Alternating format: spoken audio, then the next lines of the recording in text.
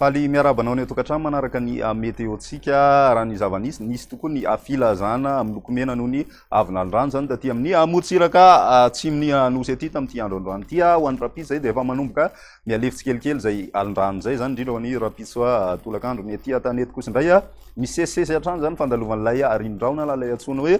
front ato atsimon'ny nosy any vokatr'izay zany dia mbola mitohy hatrany zany ny andro maina amin'ny ankapobeny ary ny zavona ihany koa mitohy ny maraina ny ambiny kosa indray ny aty amin'ny tapany avaratra tsinany indrindra araka ny hitantsika amin'ny sary zao misy an'ity andehandraony ity zay mikisaka makany andrefana zany io ary vinavinainy hitondra rotsakorana amin'iny tapany avaratry ny nosy iny zany mandritry ny roa andro eo eo ny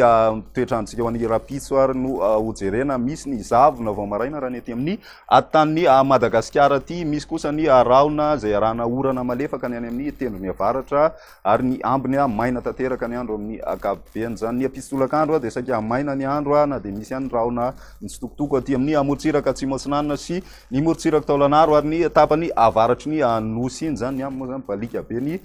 masoandro ny maripanatsika ny maraina ny tena tsapana ny mangatsika indrindra zany any avakinakaratrany mahatratratra any amin'ny 3 degré celsius ny maripana ny aty amin'ny faritry ny alalamanga sy ny any fianarantsoa kosa indray manodididina ny valiko hatramin'ny 10 degré celsius eo ny ambony indrindra kosa indray dia manodididina ny 3 ka hatramin'ny 4 raha ny aty avoatany ny morontsiraka atsinanana kosa indray 9 ny any Toamasina torak'izay ihany koa ny any Mananjary ihany zany ny mafana indrindra ny any avaratra andrefana hatrany izay ny météo-tsika ty androany ity manasanao hatrany narak'izany veloma.